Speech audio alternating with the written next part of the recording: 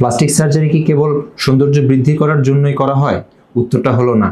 একবার ভাবুন যে আগুনে যার মুখ পুড়ে গেছে, প্লাস্টিক সার্জারি তাকে ফিরিয়ে দিতে পারে চেহারা দেখানোর স্বাধীনতা। আবার দুর্ঘটনায় যার পায়ে ক্ষত তৈরি হয়েছে, প্লাস্টিক সার্জারি তাকে ফিরিয়ে দিতে পারে নিজ পায়ে হাঁটার আনন্দ।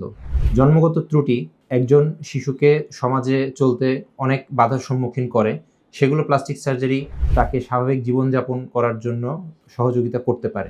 একজন প্যারালাইসিস রোগী যখন বিছানায় শুয়ে তার বেডশিট নিয়ে বসে থাকেন, তখন প্লাস্টিক সার্জারির মাধ্যমে সে একজন ক্ষতমুক্ত এবং আত্মসম্মানের সাথে নিজের বাকিটা জীবন কাটাতে পারে।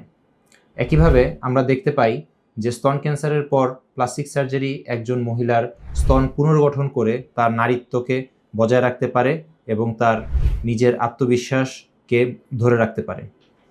এভাবে আমরা দেখতে পাই প্রতিটা ক্ষেত্রেই প্লাস্টিক সার্জারি যতটা না সৌন্দর্য বৃদ্ধি করে, তার থেকে অনেক বেশি মানুষের জীবনকে বদলে দেয় এবং জীবনকে সামনের দিকে এগিয়ে যেতে সাহায্য করে। তাহলে আমরা বুঝতে পারছি যে এই সকল ক্ষেত্রে একজন প্লাস্টিক সার্জন আপনাকে সঠিক এবং সুন্দর সমাধান দিতে পারে, যা আপনার জীবনকে পরিবর্তন করতে সক্ষম হবে। ধন্যবাদ।